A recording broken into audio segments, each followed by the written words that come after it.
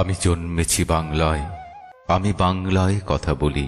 কবিতা, নাটক, উপন্যাস, গান, ছোট গল্প, সাহিত্যের সব শাখায় সমানভাবে অবদান রেখে গেছেন বরেণ্য সাহিত্যিক সৈয়দ শামসুল হক। রবীন্দ্রনাথ ঠাকুরের পর বাংলা সাহিত্যের এত বিস্তৃত অঙ্গনে বিচরণ করেছেন খুব কম মানুষই। তাই সৈয়দ শামসুল হকের পরিচিতি সব্যসাচী লেখক।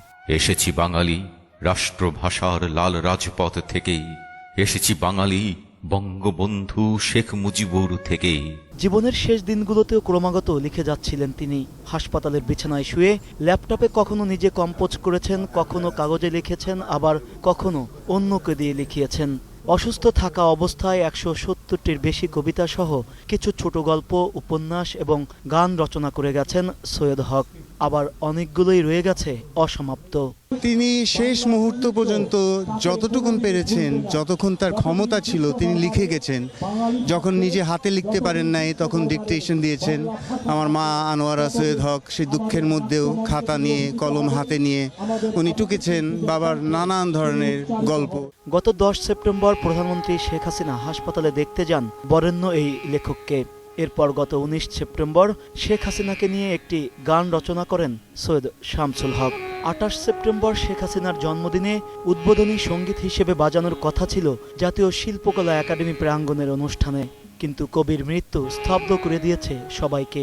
শিল্পকলা একাডেমি প্রাঙ্গণে একটি অনুষ্ঠানের আয়োজন করা হয়েছিল। সেই অনুষ্ঠানের উদ্বোধনী সঙ্গীত হিসেবে উনি এই গানটি রচনা করেছিলেন, কিন্তু গতকালই যখন তার শারীরিক অবস্থার অবনতি হয় তখন এই অনুষ্ঠানটি স্থগিত ঘোষণা করা হয়।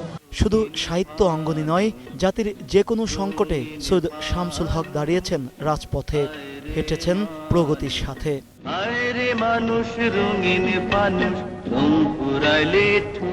এমন বাতিঘর নিভে যাওয়ায় তাই শোকাতুর বাঙালি। শেষ সময়ে কবি বলতেন তিনি ১০০ বছর বাঁচতে চান।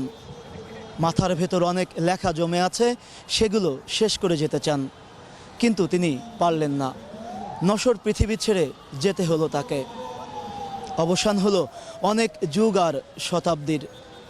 তবে শিল্প সাহিত্য অঙ্গনে প্রেরণার উৎস হয়ে থাকবেন সৈয়দ শামসুল হক। মামুন রশিদ, ২১শে টেলিভিশন, ঢাকা।